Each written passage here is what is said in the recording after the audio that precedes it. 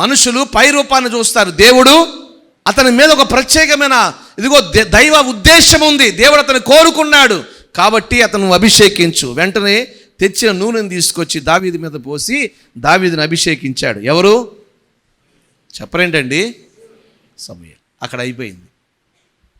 నన్ను అభిషేకించాడు దేవుడు, నన్ను అభిషేకించాడు దేవుడు.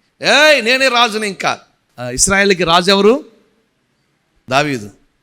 కానీ ఎక్కడా మాట చెప్పలా, ఎక్కడా మాట అనలా. నన్ను దేవుడు అభిషేకించాడని చెప్పలే. ఎక్కడ మౌనంగా ఉన్నాడు, ఓపిక కలిగి ఉన్నాడు.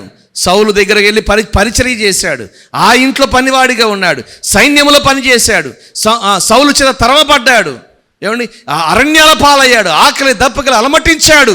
ఇలా చెప్పుకుంటూ వెళ్తే రాళ్లతో కొట్టబడ్డాడు. ఎన్నో రకాల శ్రమలు, నిందలు, వెర్రివాడిగా కొన్నిసార్లు నటించవలసిన స్థితి వచ్చింది. కానీ కొన్ని సంవత్సరాల తర్వాత తన ఓపికను బట్టి దేవుడు ఒక ఆనందానికి అతను హెచ్చించాడు. దేవదారు మాలతో చెక్కబడిన ఒక అందమైన నగరంలోకి తీసుకుని వెళ్ళి దావీదు రాజుగా పట్టాభిషేకం చేసి తీసుకువెళ్ళిన ఆ నగరంలో కూర్చోబెట్టాడు దేవుడు. తాను ఎంత అనుభవించాడో వేదన 100 రెట్లు ఆ ఆనందాన్ని ప్రభు దయచేశాడు. పలకరించేవారు లేరు ఈరోజు. ఎవరక్కడ అనగానే జనం వస్తున్నారు. ఒకరోజు ఆకలితో అలమటించాడు, కానీ ఈరోజు అతని బల్ల చుట్టూ రాజవిందు సిద్ధపరచబడతా ఉందండి. బైబిల్ లేఖనాలు మనం గమనిస్తే అతని ఓపిక అతనికి ఒక శాశ్వతమైన ఆనందాన్ని తీసుకుని వచ్చింది.